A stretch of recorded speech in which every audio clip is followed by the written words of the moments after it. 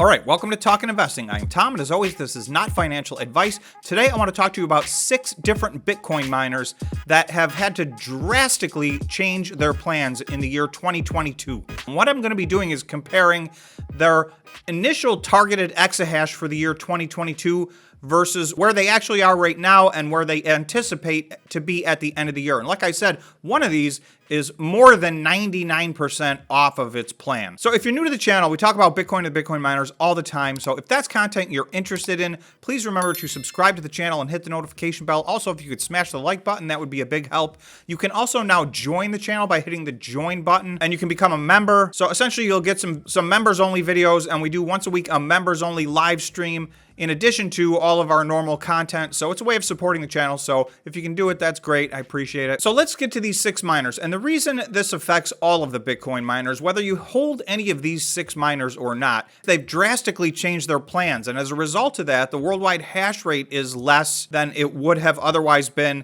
and the difficulty is less than what it would have otherwise been. Now, I suspect had Bitcoin gone from 69,000 in November up to 150,000, we would have seen a lot more of these plans unfold. But obviously, things went in the exact opposite direction. So companies had to take radical steps. A lot of the talk over the last 6 or 8 months is which companies are going out of business, which companies aren't going to make it. But I think more importantly, a lot of these companies may make it, but they're going to make it and they're going to look an awful lot different than they said they were going to look or they thought they were going to look. In other words, they're just going to be a small fraction of what they anticipated. So let me go through the 6. I'm going to start with Mawson, stock ticker MIGI. Mawson is now down to a $43 million market cap, so they've pulled back drastically. Okay, so Mawson has run into some specific troubles. I did do a separate video on that. If you want to check that out, you can check out the channel. They had a target of 5.5 exahash by early Q1 2023, 4.0 exahash by Q3 2022, which we're in right now. So if we compare that to their August update, they self-mined 90 Bitcoin,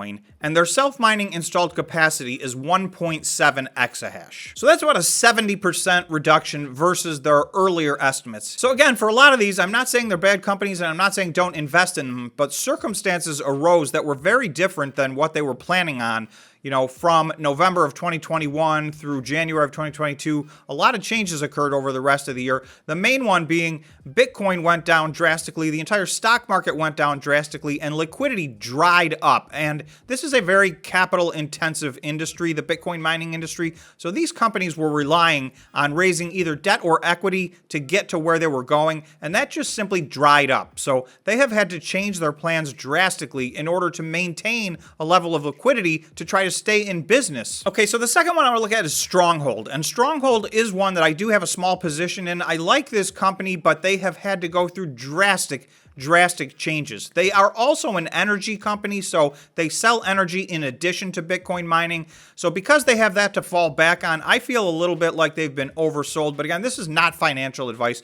You guys need to do your own due diligence. These are ultimately extremely volatile stocks. Back at the end of March of 2022, they put out this statement: financial and operational guidance. Stronghold believes a change to its near-term growth forecast is warranted and is therefore no longer targeting 8 exahash. Again, if we go to their most recent update, so this was their August update, Bitcoin mining, Stronghold's current mining fleet is expected to be approximately 16,000 Bitcoin miners with a hash rate capacity of 1.4 exahash. So they actually had to give a lot of their Bitcoin miners back in exchange to pay off some of their debt. So they were actually larger than this. They're moving in the wrong direction, but they do think they're going to settle at 1.4 exahash. So remember, they started out at 8. So they went from 8 down to 1.4. So here on this one, that's over an 80% reduction in their planned exahash versus what their actual exahash is going to be by the end of the year. So we've had a 70%, an 80%, and we have some that are actually even much worse than this. Okay, Iris Energy. Iris Energy has had to make some big changes over the course of this year. However, this is a stock I don't own, but it is on my watch list. I'm looking for an entry point. You'll see in Q4 of 2021, they were expecting 27,973 machines. If I go to their most recent update that they just put out, this is the new schedule. You'll see Q4 is now down to 1,500 machines.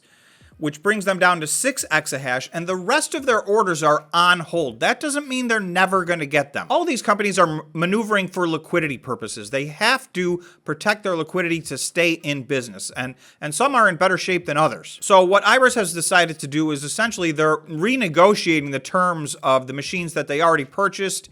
And so I do expect they'll get a lot more machines, but right now, everything else is on hold. Their 27,000 they thought they were going to get in December is now 1,500, and then all the rest of it's on hold past that. So they're down from 15.2 exahash to 6 exahash. Although I do suspect they will do better than 6 exahash, by mid to late 2023. Okay, the fourth one I want to look at is Cypher mining. So Cypher, in their investor presentation back earlier in the year, I believe in April, they had this schedule: implementation, mining rig delivery. So you'll see they basically go month by month where they expect to be, and they have a range. So at that point earlier in the year, you'll see their target was something between 17.3 and 19.5 exahash by December of 2022. This is from their most recent investor presentation, and you'll see now they say this right here: up to 6.9 exahash expected capacity deployment by early 2023. So they were talking about anywhere from 17 to 19.5 exahash by the end of 2022, and they've now had to lower that to 6.9 exahash in early 2023. So that's somewhere around a 65% decrease in their expected exahash. And again, I'm not sure they're going to hit this because thus far they have not put out a monthly operational update. They said they started mining a long time ago, but they have not reported any mining of Bitcoin at this point. So I'm not sure where they stand right now, and they have not disclosed that. The fifth one I want to talk about is Sphere 3D, stock ticker NE. So Sphere 3D made a gigantic splash back, I think it was in March or April of this year. They had already put out a press release that they bought 60,000 Bitcoin miners, and they were expecting to get to 6 exahash. Well, okay, so this is actually the press release filed with the SEC. So this was an official document. Sphere 3D to grow its Bitcoin mining capacity to 32 exahash through the purchase of 60,000 new miner NM440 BTC miners. So that's in addition to the 60,000 machines they had already ordered. Those were Antminer's S19J Pros. So now you'll see them talk about 32 exahash. So this would have made them by far the biggest Bitcoin miner publicly traded in North America, if not the world. However, at the time this came out, it seemed too good to be true, and it was too good to be true. So unfortunately, out of all the companies, this company has had the most radical change in its plans. So, okay, their new expectation per their most recent press release, activation of the 4,026 miners, so they're being shipped 4,026 miners, will bring the company's production capacity to approximately 500 petahash. So that is 0.5 exahash. So that is just a little bit under a 99% reduction in their anticipated exahash from where they thought they were going to be after those couple of press releases in March and April versus where they think they're going to be now here in September. And that's if these machines come. Right now, they're only about 0.1 exahash. So obviously, this is a dramatically different company. They may be able to recover and good things may happen, but they are not ever going to look like they thought they were going to. The final one is TeraWulf. So this is from TeraWulf's investor presentation earlier in the year. So I'm going to point out a few numbers. So you'll see contracted hash rate 4.7 to 5.1 exahash. So they're saying they had already under contract about approximately 5 exahash of Bitcoin miners. Their targeted exahash for the end of the year 2022 was somewhere between 6.3 and 9 exahash. And then you'll see for the year 2023, it was 12.1 to 17.2 exahash. So now you'll see 2022 isn't even on here anymore. They've got fiscal year 2023, 3.5 to 4 exahash.